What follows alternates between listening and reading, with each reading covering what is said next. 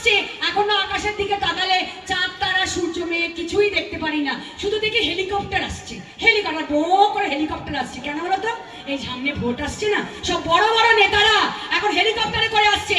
বলি আমফান হয়েছিল যখন, যখন আমফানে সব তছনছ হয়ে গেছিল, আমাদের মাননীয় প্রচারমন্ত্রী মানে প্রধানমন্ত্রী, উনি আমারও প্রধানমন্ত্রী, কিন্তু প্রধানমন্ত্রীর মতো কাজ তো ওনাকে করতে হবে।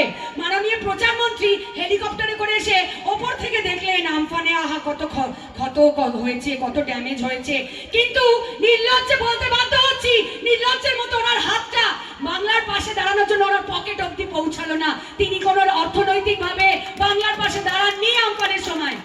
ঠিক তেমন ভাবে এখন নর্থ বেঙ্গলে যে বিপর্যস্ত অবস্থা হয়েছে, ন্যাচারাল ক্যালামিটি, প্রাকৃতিক দুর্যোগ থেকে মানুষের ঘর ভেসে গেছে, ভেঙে গেছে, মানুষে মারা যাচ্ছে, সেখানে মাননীয় প্রচারমন্ত্রী টুইট করছেন, টুইট করে রাজনীতি।